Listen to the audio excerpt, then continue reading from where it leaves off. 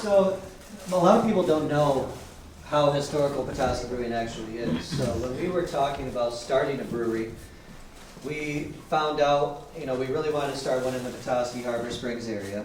And we found out that the building on 119 and 119 was for sale. And once we learned the history of this building, we told ourselves, okay, we have to start a brewery now. It's just, there's so much rich history in there. It started in 1898. It closed down in 1915, 5 years before Prohibition when our county went dry.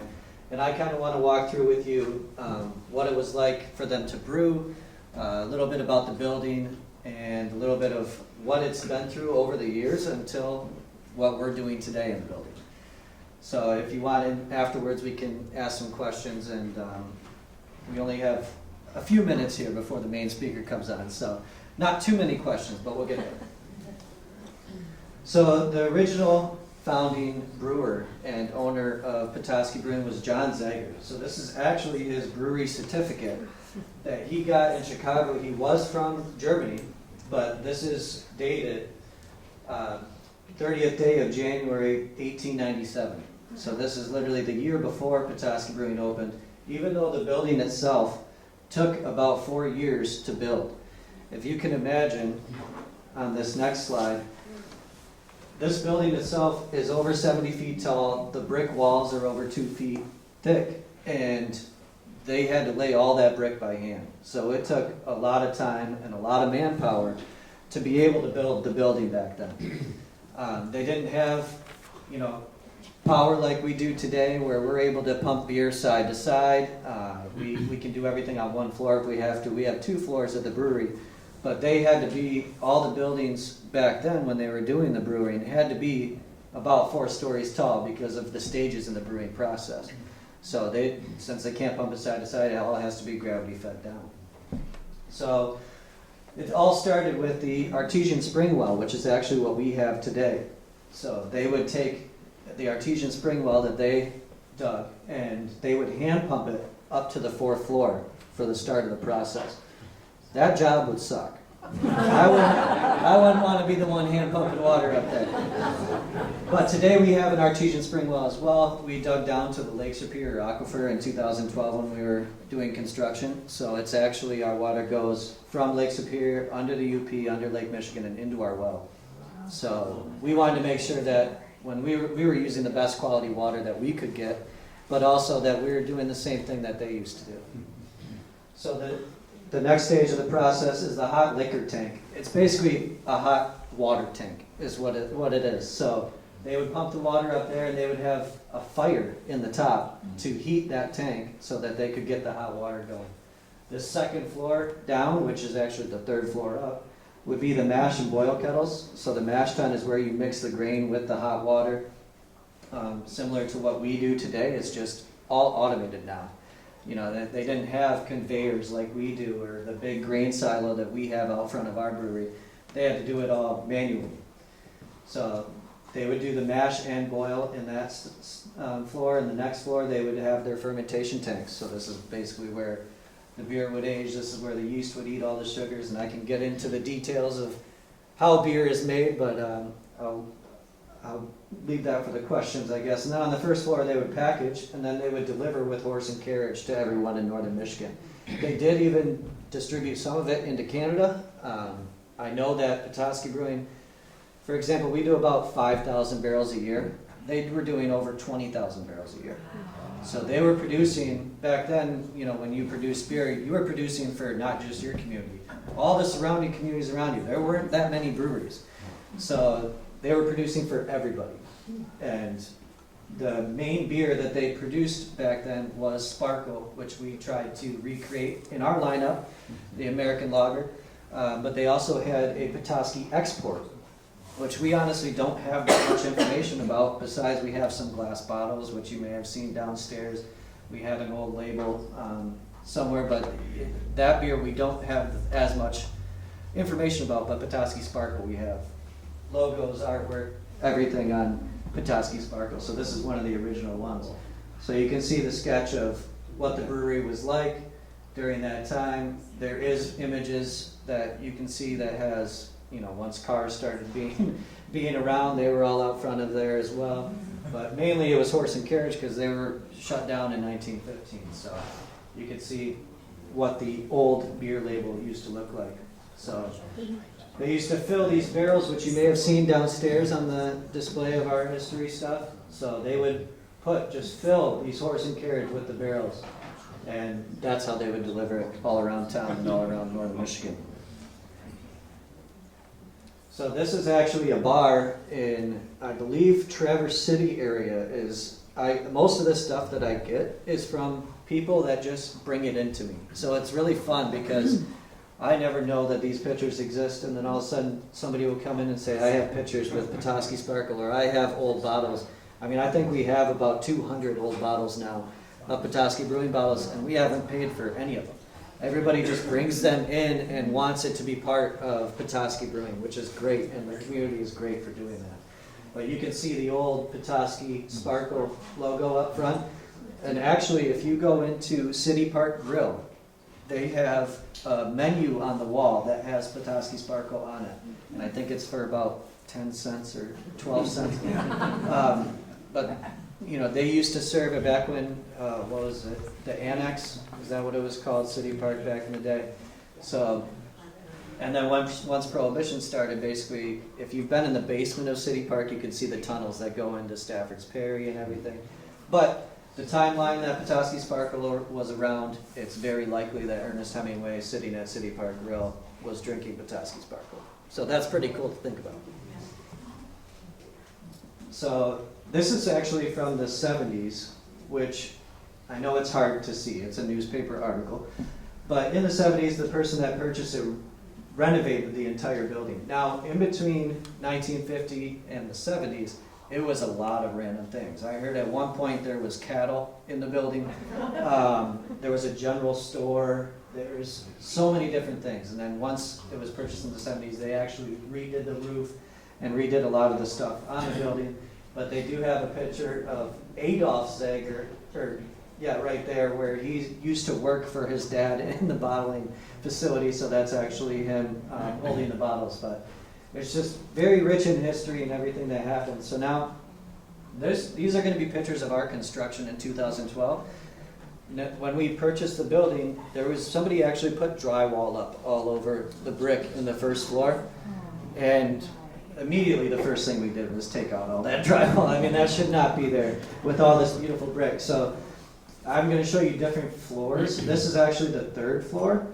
And on the third floor, there still is a massive table, and that's where in the 70s they built mattresses. So it was a mattress factory. And that table's still there today because on the third floor we don't have anything at the moment because it's not rated for anything and it would be very expensive, but maybe someday we'll do something up there. But there's a big table out there with a chute going down to the second floor, and we took the chute out and everything, but they would make them on the third floor, shoot the mattresses down to the second floor, and sell them on the first floor. So all the stairs that are currently there are original.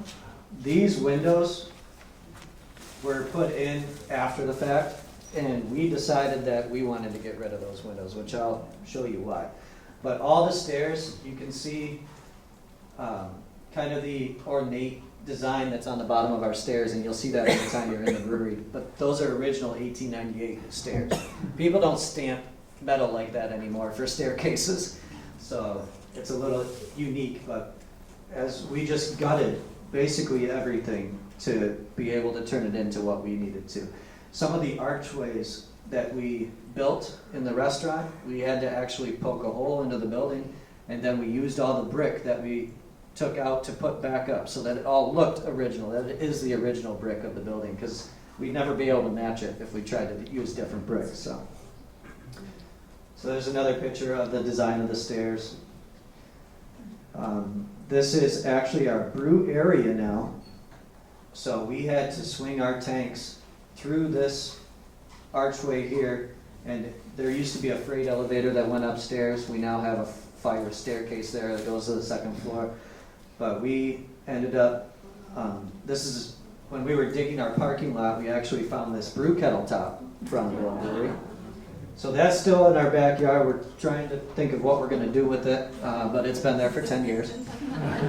But it's such a unique piece. Everybody always asks us if they could buy it or anything like that. It's part of the history of the building. We don't want to sell it.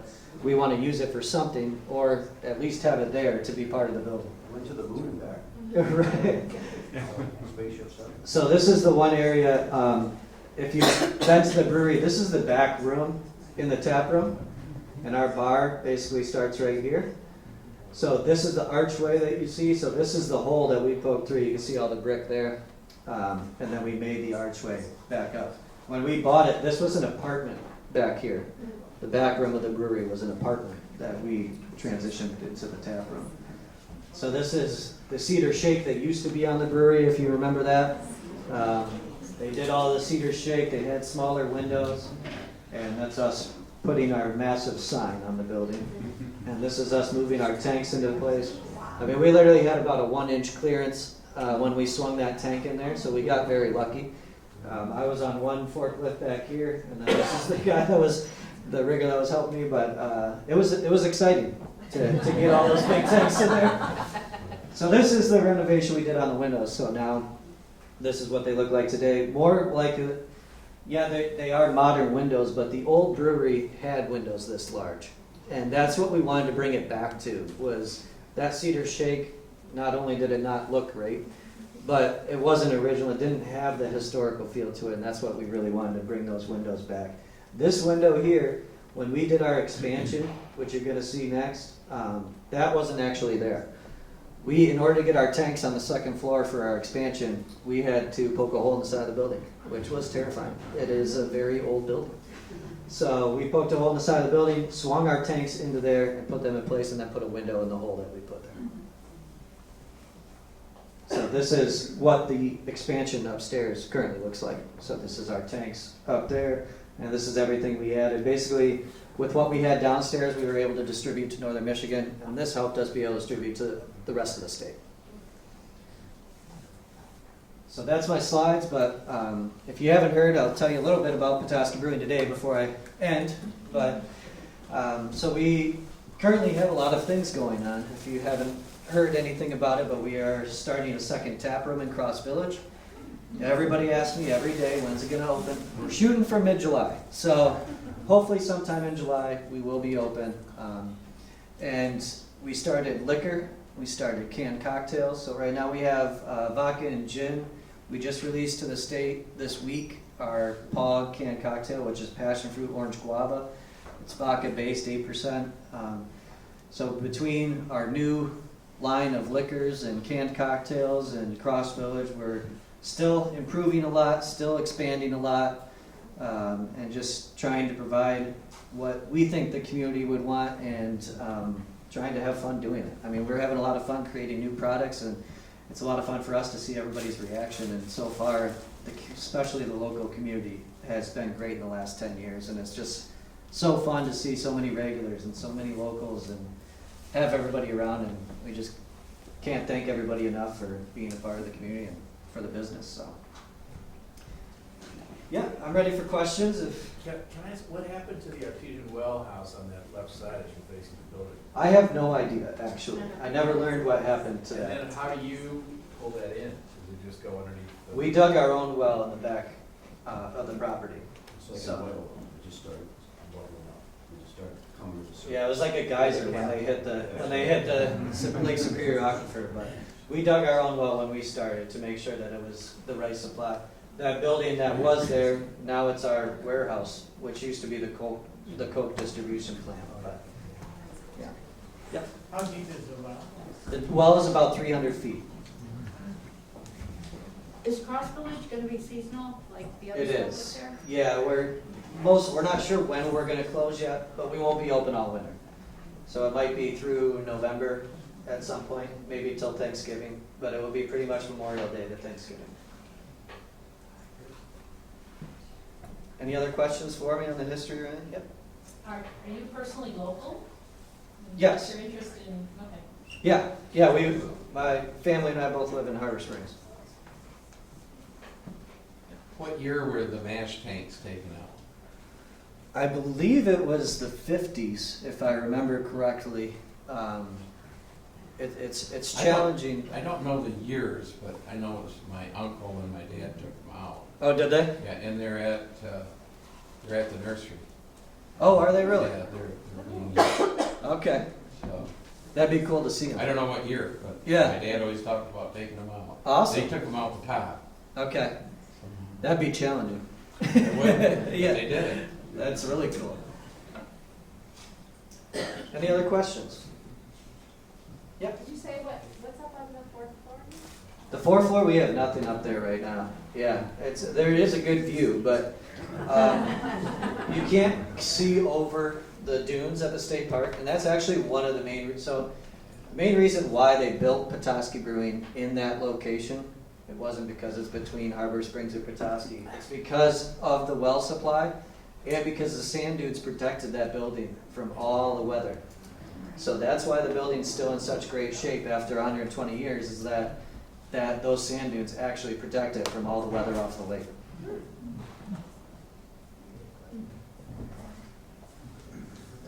Quick question. Yep. In the back, you guys have done some great things between the tents in the wintertime or Yeah. igloos. And what are your thoughts on where are you heading in the back side of the building?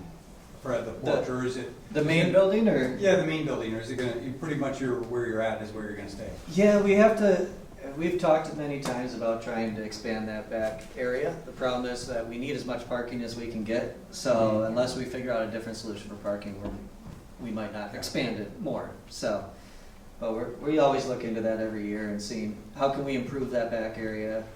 One of the main things we're trying to do is get food out there more available. Because our kitchen, if you saw that building, it was very hard to build everything out in a building that you can't expand, right? So when you're trying to deal with a building that old, it's very hard to fit everything. So our kitchen is not very big, and that's why we don't serve as much food back there. So that's what we're trying to figure out next. Got it.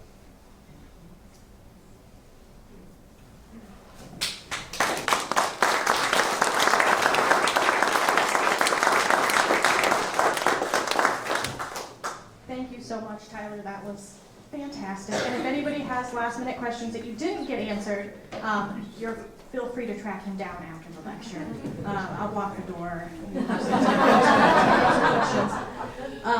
And I did want to give a big thank you to Petoskey Brewing Company, who are the sponsors of this event. And I believe, is it your 10th year too?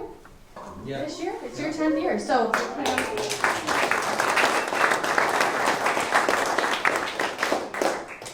So I am going to come around and switch our presentations, and then we will get started here. Luckily, it's quick and easy to do. Bam. There we go. All right, so our main presenter tonight is author Patti Smith.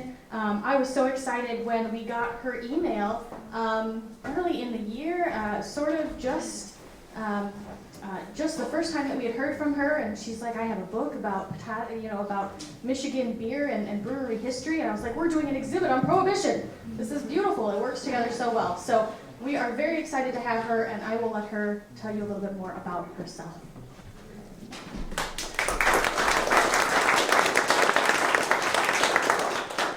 Thank you, Beth. Thank you so much. Thank you, Tyler. And thank you all for being here. It's so awesome to have an in-person event. I want to thank everyone. I grew up in Michigan. I've been in Michigan my whole life. It's my bad on this one. This is my first time to this awesome area. And my husband and I are like, we're going to look for land. And so if anyone wants to sell me your house, I have $100 cash in my purse right now if you want to trade. Thank you. Make me hit. It'll be awesome. Hey, this is one of these days I'm going to actually make this a game. It's beer bingo. These are things you will learn in my book.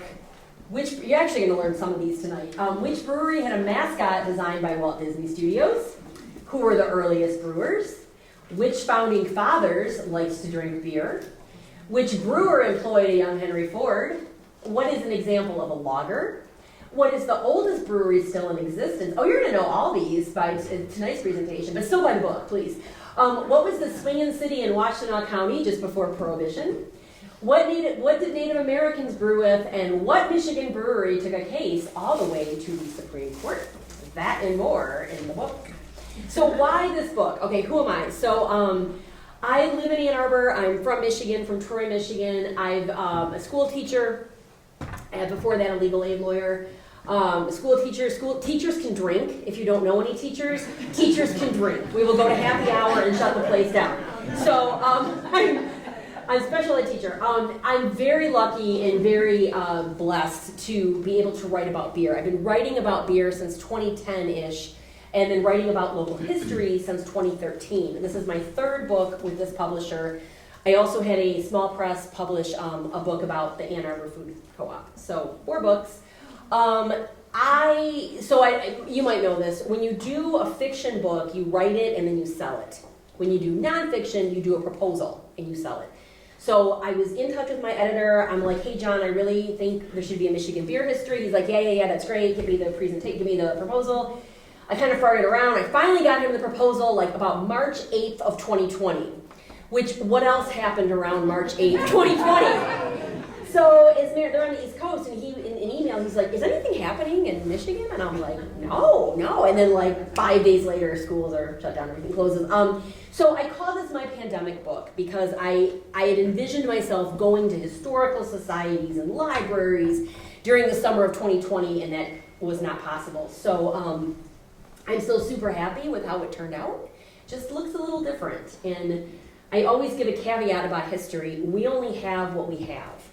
And so sometimes I'll give a date, and then inevitably someone will know, I thought that was really 1897, not 96. Well, it might have been. So I find conflicting information all the time. I just go with the ones that I see the most. So a little bit different dates. I apologize, but we don't have like a Ouija board. I can't get in touch with the people, so that'd be cool. Today, I'm a teacher. We have an agenda. We're going to talk a little bit about the world history of beer, brief American history of beer. It's not that exciting. Michigan history and local history. I picked some local cities to talk about. So world history, 4,000 before Common Era, 6,000 years ago. That is the Sumerians drinking beer from a communal vessel, and those are reed straws that they use, which raise it, and I don't know how they figured out that it was beer. You can read it online, how they dated and all this stuff, but that is 6,000 years old, which is amazing. So who invented this delicious beverage? We don't know. We actually don't know. There's a lot of stories, like the story I always heard is that someone left bread and it rained and then it fermented, because any grain can ferment because of yeast. And then someone was like, sure, why not? And drank it and was like, yeah. And then they worked backward to make it. But then I went to a presentation by a guy and he's like, no, all lies. No, that did not happen. I'm like, oh, okay, I don't know. So we really don't know how it got started. What we do know is Mesopotamians loved it.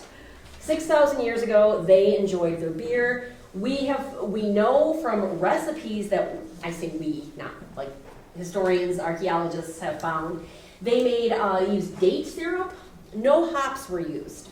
Okay, and we'll talk about hops in a little bit. Probably tasted and looked like porridge. So I'm sure it was absolutely delicious to chew your beer. So, well, they do what they could. 4,300, we found beer recipes, Babylonian tablets. Sumerian tablets wrote hymns to the goddess of beer, Ninkasi. I hope that's who I'm reincarnated as when I die. I sincerely hope they're like, yeah, that was you. And I'm like, sweet. We know that beer was used as medicine. They have found prescriptions prescribing beer. We also know it was used as payment. I'm not happy. As a worker, I'm not too happy. The workers got 2 liters of beer a day and management got 5. That's a lot of beer. But it was not like a 14% barley wine. I mean, it was probably a little bit lighter than that. This kind of breaks my heart. It's not on here, but Ramses III sacrificed about 30,000 gallons a year of beer to appease the gods. And that breaks my heart because, yeah. What did you use to brew? Okay, you need grain. If you didn't have grain, there were other things to use. Native Americans used a black birch syrup, and they might have used maize. In Mexico, they could have used agave. Egyptians used barley. This is fun. So Tyler talked about the mash, okay, mash tun. When you make beer, you have the grains, the boiling water, and we call it the mash. You can kind of put whatever you want in there, okay? These are some things that people put back then. Hay, dandelions, mint, okay maybe, hemp, wormwood, and my personal favorite, crab claws, which I think is amazing that someone actually had to be like, yeah, this looks good, and put crab claws in their mash and make a beer. Like, okay, sure, that should be delicious. In our Common Era AD, beer starts coming to Europe. Most early brewers were women. It was part of the food stuff. It was what you made in your home. Women were the brewers. When it moved to the monasteries, when it became commercial beer, professional to be sold, that's when it moved into the domain of men. That's not bad or good. I'm just stating that it started with women. The industry, I think, has really taken a lot of steps to be inclusive. I know there's one person I've met in all of beer who, I don't know if I can swear, was kind of an asshole. Otherwise, it's pretty much 99.9% asshole free, I think, in my opinion. Very nice. One of the things we have in beer are called hops. If you like IPAs, you like hops. Hops are those little green cone-like, they're in the same like genus, species, family, whatever, as marijuana, as cannabis. So I hate the smell of cannabis. I also don't like the smell of hops. I'm not a big hop head at all. Most people are, which is awesome. No one really talked about hops in beer until about the 9th century. And then the monks started putting them in beer. They're a great preservative. As a matter of fact, IPA, India Pale Ale, got its name because the British were colonizing India. The Navy men were there. They wanted beer. The beer would go bad. So they put a bunch of hops to preserve it and keep it fresh. The oldest continuously operating brewery in the world, no surprise, in Germany. I can never say it right. Weihenstephan, I think I'm saying it right, opened in 1040 and it is still going and making beer. You can buy their bottled beer. I was doing a Zoom presentation last month and someone was actually drinking it. I'm like, that's cool. I hate to fly, I hate traveling, but I want to go there one day. Germans, I'm part German. Germans take their beer very seriously. In 1516, they passed something that's still on the books, the Bavarian Purity Law. Remember I told you people were putting like crab claws and like hay and stuff in their beer? Yeah, Germans were like, yeah, no. If you're going to sell this as beer, you get 3 things. You get water, you get barley, and you get hops. What's the 4th ingredient we're missing from beer? Yeast. Why wasn't yeast mentioned? They didn't know about it. They thought it was like just, they didn't know. When we discovered yeast, they added it to the law. But in my homebrewers guild, did a 20 beers, same water, same grain, same hops, 20 different yeasts, and it was 20 different beers. So you think yeast wouldn't, but it does. Anyway, so this said, if you're going to call this beer, you get those 3 things, and that's it. Anything else, it's not beer. There's 2 types of beer. I think that's our next slide. Yes, so our 2 types of beer, ale and lager. If you're a whiskey fan, you know there's bourbon, there's rye, there's scotch. Under the umbrella of beer, you have your ales and your lagers. Quick commercial, what is that? Okay, lagers, Germans historically really loved lager, and they kind of looked down their nose at ales.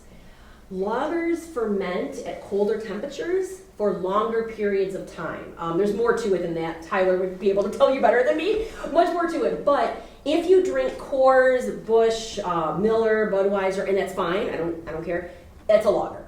They're described as light, crisp, they're served cold. I've written beer reviews for years and years, and it gets really hard to describe lagers because that's kind of how they are. If you have Oktoberfests, which I love, Doppelbock, Maibach, Pilsner, Bochdunkel, those are all lagers. So you're talking about the kind of lighter, crispier beer. Most brew pubs, most homebrewers make ales, which are fermented for shorter periods of time at warmer temperatures. Your wheat beer, your porter, your IPA, your Hefties, your stouts, your pale, those are ales. You can drink them both. In Detroit, they kind of had fights, lager versus ale. As more Germans came, they're like, ale is for, and lager ended up winning, not a lager. So really quick, there's not a ton of exciting things really, except to say that the first peoples, Native Americans, we know brewed with corn and black birch sap, which I don't know. My friend made a beer with sap instead of water. It was okay. It was all right. The first brewery opened in Virginia in 1587. Immediately they wrote to England and were like, yeah, this tastes like shit. You gotta send us more beer. So we didn't do a good job, but we tried. There's also that rumor about the Pilgrims landing when they did because they ran out of beer. That's one of those things, I don't know, is it true? We're gonna pretend it's true because I like that story. I like that, I enjoy that. Our founding fathers, so I gotta just say this for my friend, not my friend, but I don't know how you get the little, oh, here. So, see how Thomas Jefferson, he looks sad? He's all sad. Because Ben Franklin did not say that beer is proof that God loves us and wants us to be happy.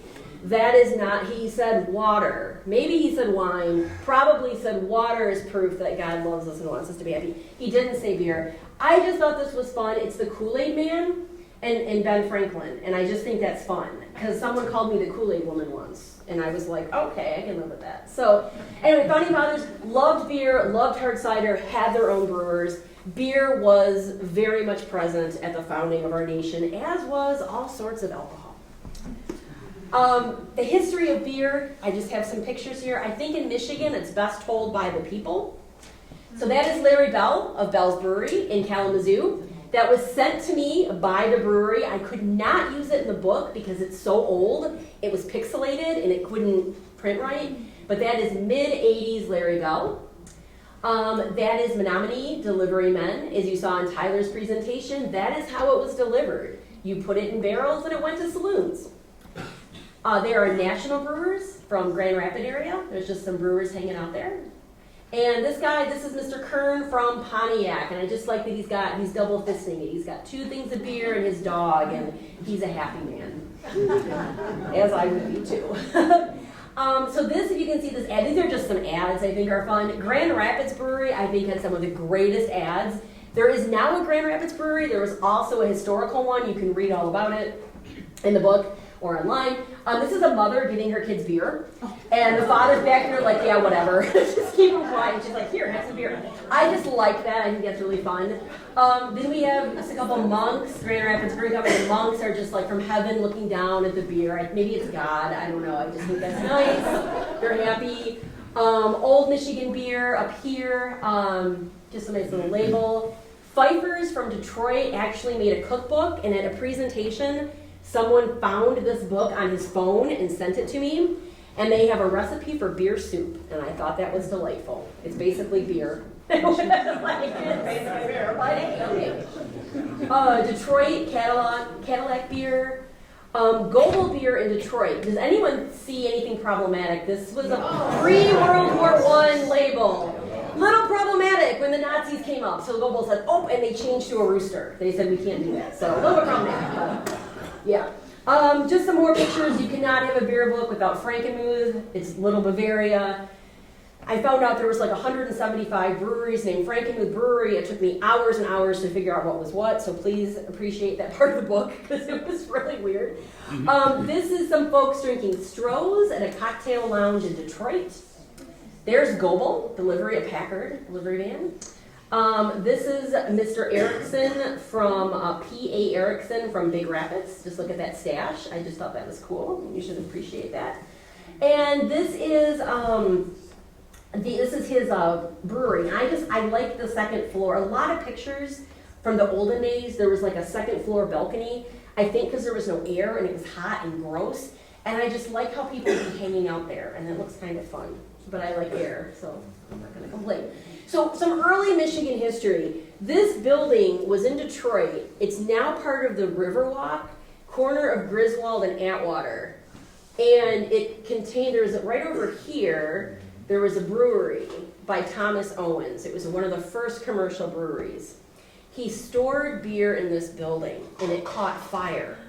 And the beer, I don't know if the barrels exploded, I don't know what happened, but there was beer running down the streets of Detroit, and in the newspaper, they're like, grab your mugs and come get some free beer. And I'm like, that sounds delicious. It's not like there's horse crap and mud in the ground.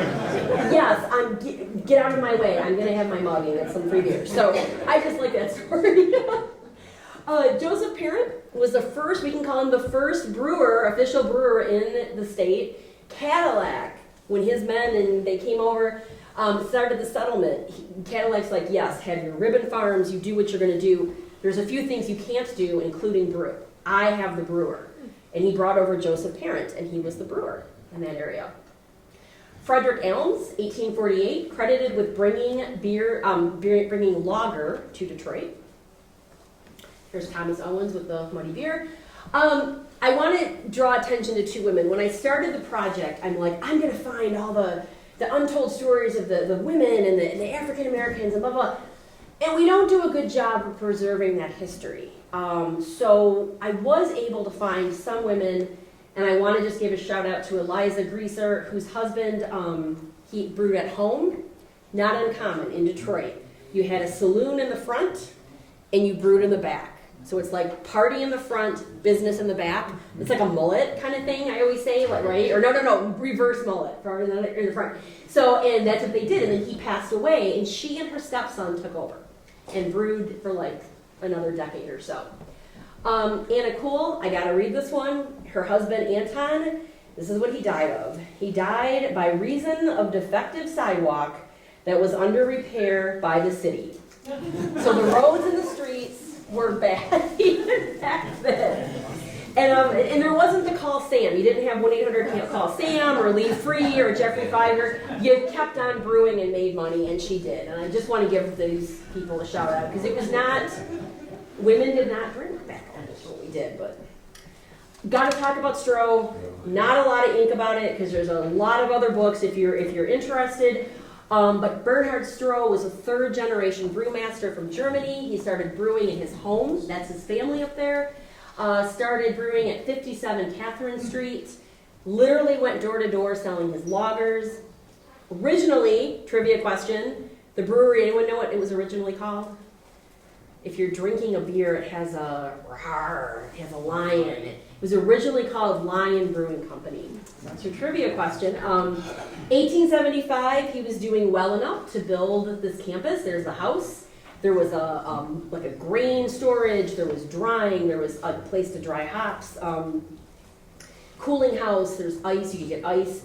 All this on this huge campus. He dies when he's 60. People died quite young back then. You'll learn that in history. Then his son took over. They ended up brewing 300,000 barrels a year pre-Prohibition, which is incredible. Prohibition hits May 1st, 1918 in Michigan. We went dry early. And they just started making what? What do we know one of the things that Stroh's made? Ice cream. They also made near beer, which by everything I ever read about near beer is it tasted like disgusting. Like no one ever liked it. They also made they made a brewing syrup, which was never, ever, I'm winking, ever to be used to make beer. It was for baking only. So I'm sure everyone followed that law. Prohibition, thank God, ended in 1933, and they're like, cool, went back to making beer. And in 1970, and in the 60s, they started buying up other breweries and just expanding. In 79, they bought the Park Davis complex on the river. Sadly, May 1st, 1985, they ceased operations.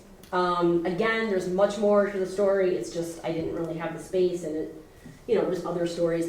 It is the Stroh's recipe is being contract brewed by Brewed Detroit. Has anyone had it?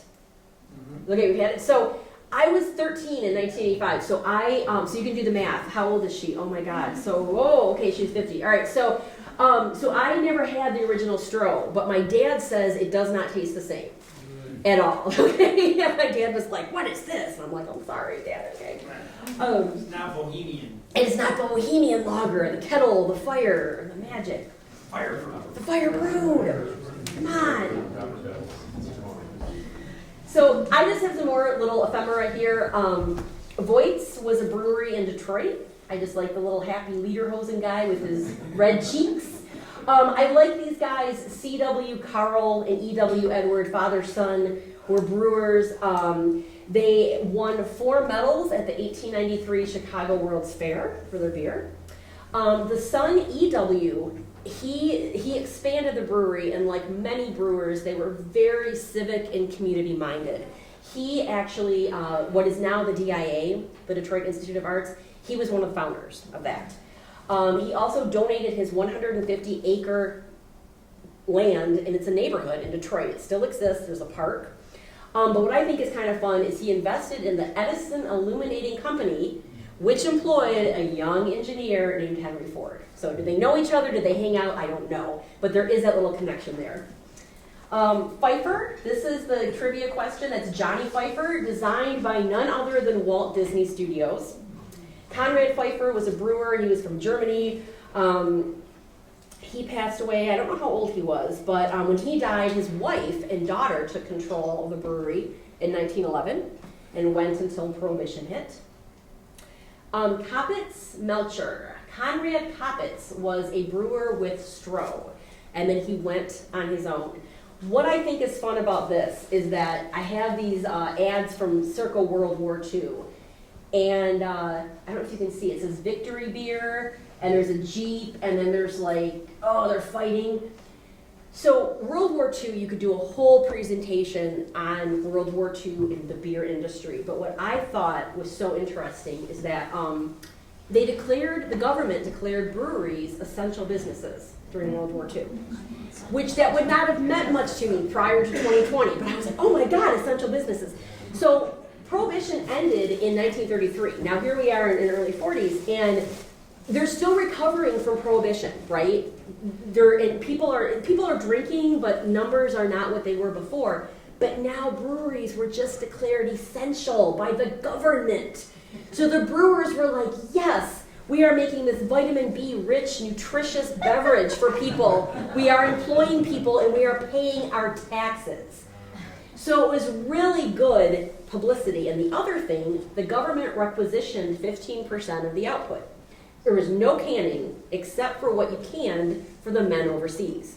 So the men fighting World War II would get the rations, and there'd be, like cigarettes and whatever else, and there'd be canned beer, which developed brand loyalty. So when they came home, they were drinking the same thing. So again, that's a whole presentation, but I just think it's interesting how World War II and how that just had a big part in there.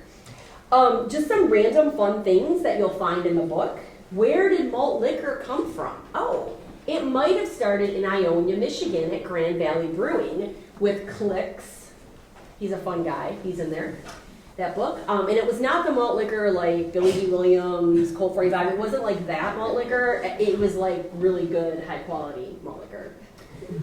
This is the Lansing Brewing Company.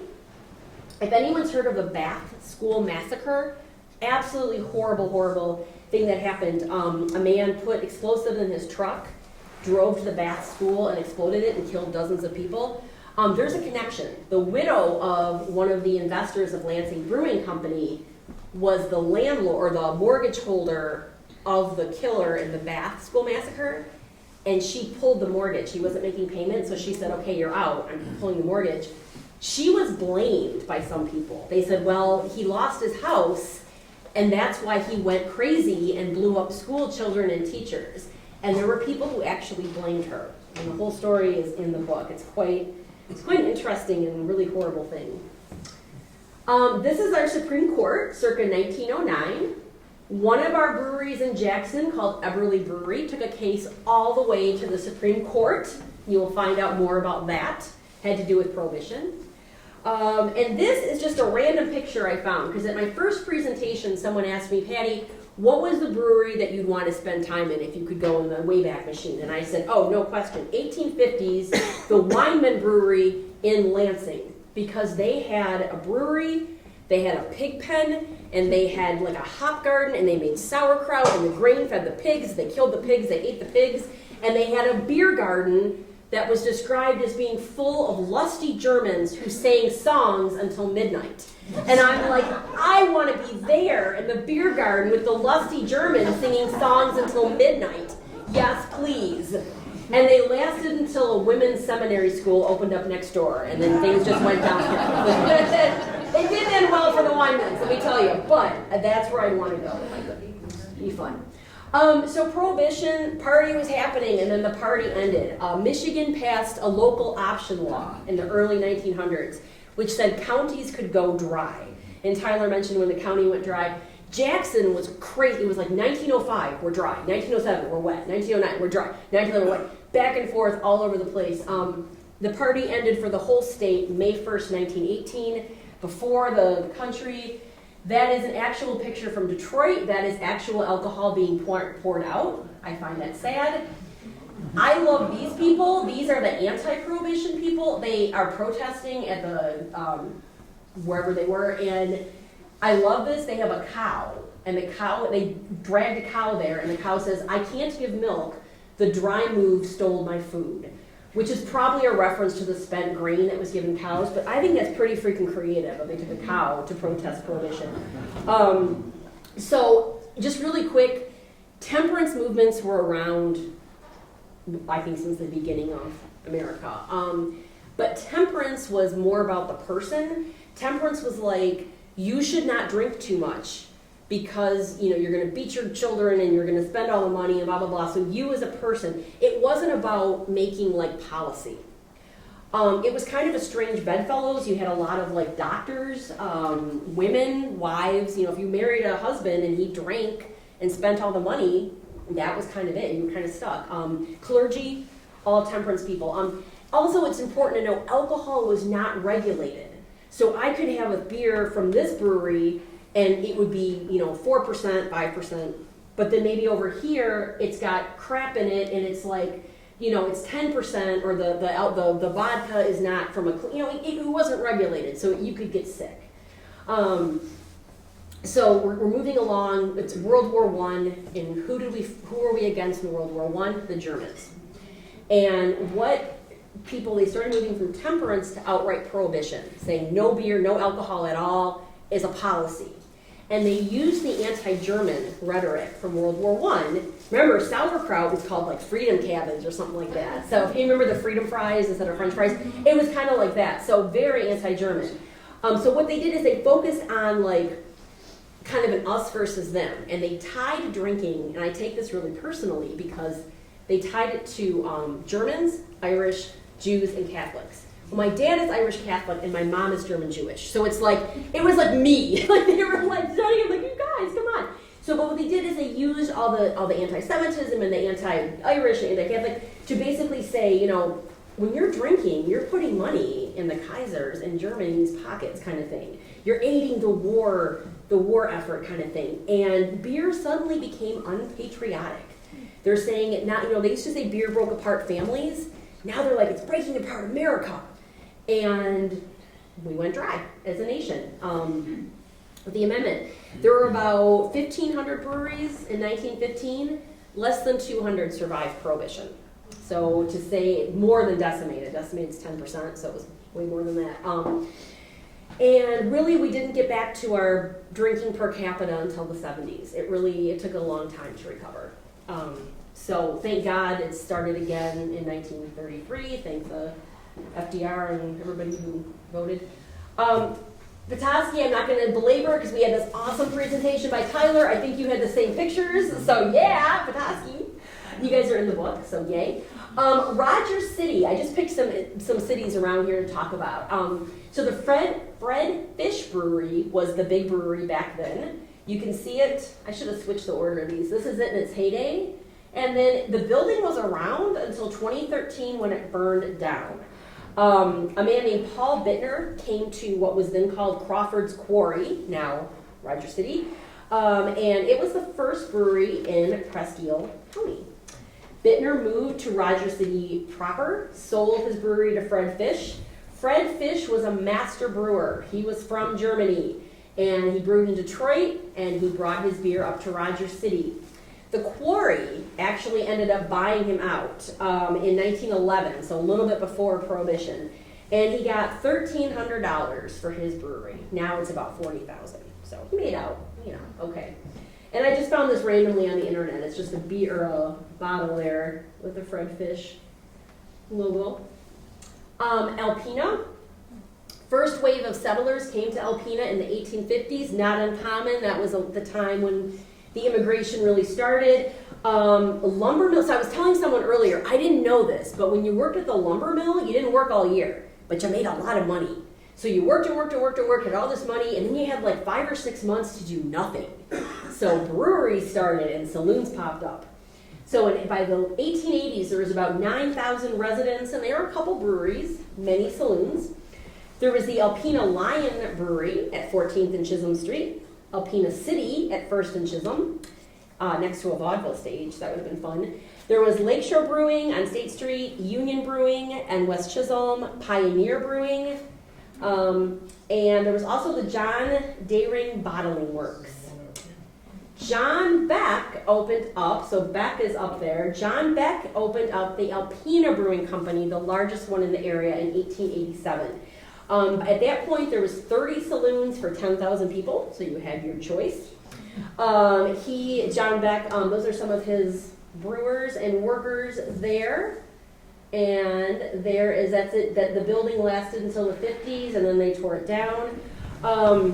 So I'm just gonna look at my notes here for a moment. So he produced lagers. He was from Germany. He produced lagers and Bohemian Export, which is a Pilsner made with hops from the Czech Republic. He also made non-alcoholic beverages. Not a bad idea with temperance. The beer was met with, quote, appropriation of the best judges and was recommended by physicians as a pure and healthy beverage, devoid of adulteration or any, I'm not going to say this right, deleterious elements. There was a point in time when beer bottles were literally saying like free of poison because there was actually like, it was not regulated as well. So that was a big thing to have physicians recommend you. Beck got involved with the lumber industry and he owned a saloon and hotel. He had 2 fires at his building. He did not care. He rebuilt. The only thing that stopped him was Prohibition in 1918, and he did not reopen after that, unfortunately. It was used as for kind of like Petoskey. It was used for other issues or other things, but raised down in 1957. In a lot of 50s, a lot of things got tore down. Oh, my little N. Look at that. That looks fun. Okay, so Sheboygan N. It got its current name in 1870. Lumber business exploded in 1872. With our lumber friends came breweries. The Henschel brothers came from Prussia, and they began brewing on the bank of the Sheboygan River. Water. Oh my gosh, so important to have that water source. They sold the brewery to August Quest and Charles Schley in 1881, and they continued brewing. A little bit north, also on the river, James and Patrick Mullaney, I love these guys, they built what they called the Northern Brewing Company, later called Sheboygan Brewing Company, at one point making 40 barrels a day. I love these guys, so they started making beer, and they also made like a birch beer, a lemon beer. Lasted until about 1911, but this is what I love about them, is Mr. Maloney says that cheap beer could be easily made and sold, and his beer would never be anything but the best pure malt and hops could produce, end quote. And Mr. Maloney gave some example of what other local brewers used to adulterate the beer. Wormwood, again. Alum. I don't know what this is, but Nux vomica. That sounds good. Blue vitriol, whatever that was, and even tobacco. And people, he said, would put this in the beer to make it more intoxicating. And he had an offer of $5,000. If you ever found any of that in his beer, he would pay you $5,000, which I think is kind of awesome. Traverse City, this is the Gams Brewery over there.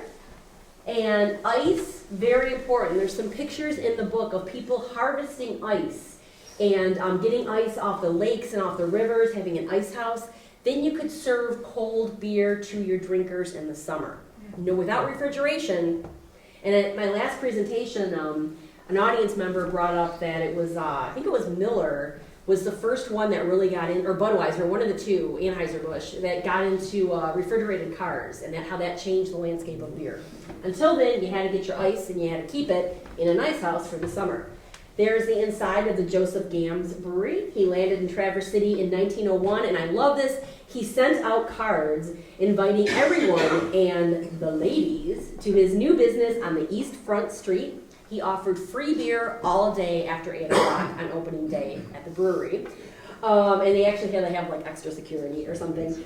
His specialty was the hop vine beer. He ended up having some investors, the Slater brothers, and there actually is a Slater's Family Tavern, which is the oldest continuing operating restaurant in the state, and that's still in Traverse City, and I have to go there one of these days.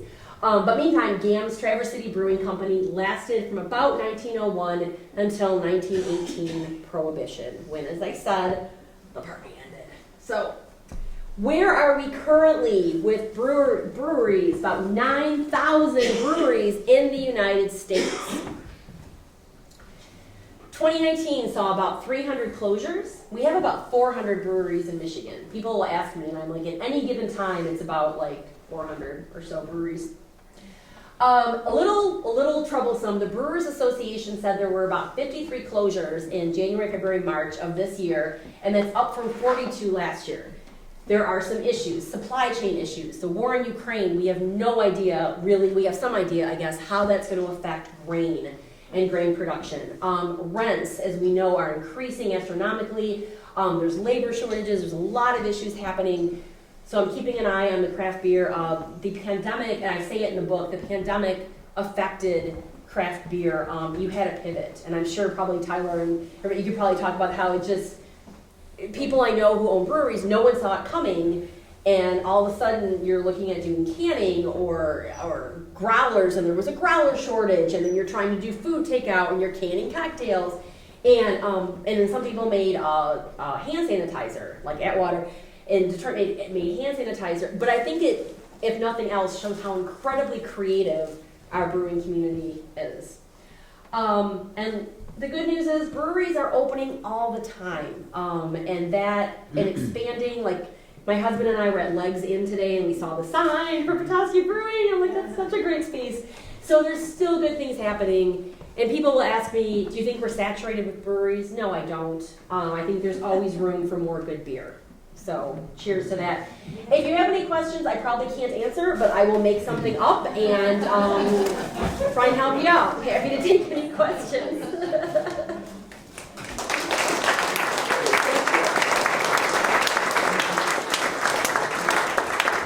Are there any questions before we drink more Petoskey beer? Yes? We'll take Q&A down at the Core Lounge if anybody would like the final pour before we depart this evening. That sounds excellent. Hey, thank you.